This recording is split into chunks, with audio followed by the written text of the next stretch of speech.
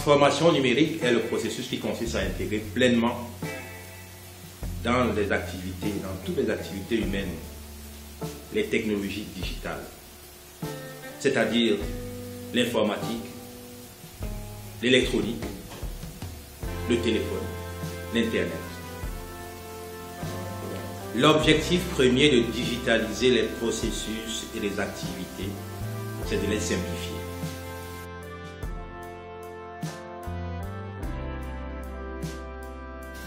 Les registres disparaissent au profit de fichiers informatiques.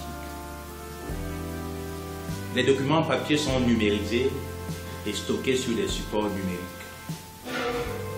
L'Internet des objets, le porte-monnaie électronique, la monnaie elle-même qui devient dématérialisée, si vous le savez. En digitalisant leurs activités, les entreprises vont vers plus de productivité du fait de processus rationalisés, plus optimisés. Ensuite, un meilleur contrôle et pilotage de leurs activités, plus de visibilité. Au final, l'entreprise gagne en compétitivité tout simplement.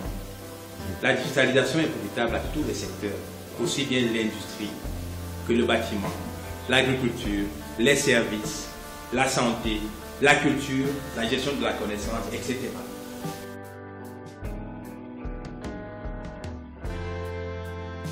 À niveau macro, la digitalisation permet d'étoffer le tissu des petites et moyennes entreprises et facilite leur croissance.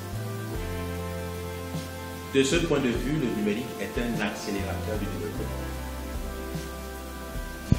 Parce qu'un nombre croissant d'entrepreneurs inventent des formes nouvelles de commerce ou de services qui utilisent le numérique comme facteur d'innovation ou de différenciation.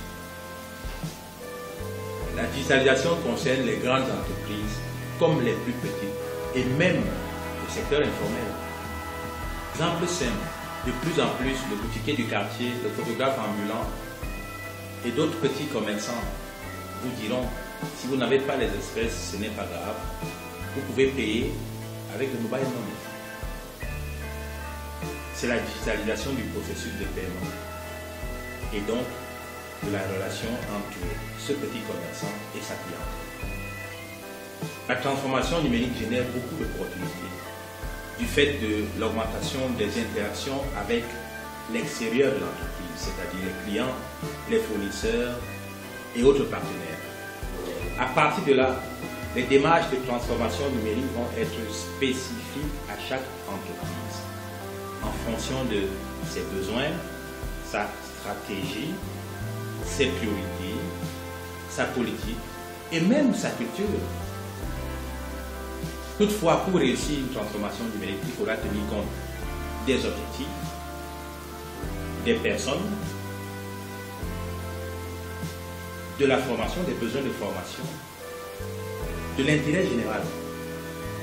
Bref, il faut conduire le changement.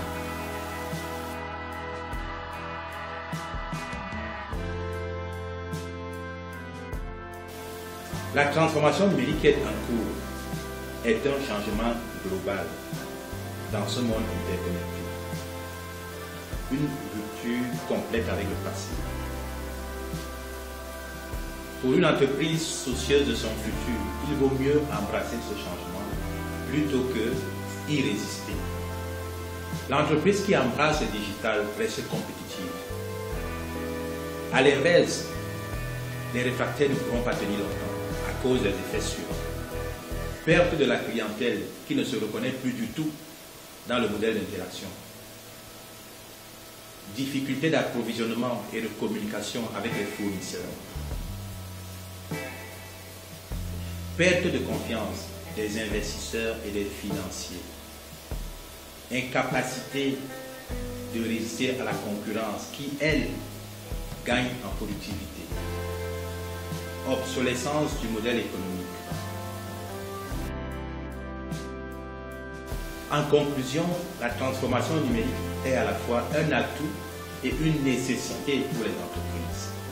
En conclusion, la transformation numérique est à la fois un atout et une obligation pour les entreprises. Mais la conduite de cette transformation nécessite des compétences spécifiques et aussi l'accompagnement d'un cabinet d'expertise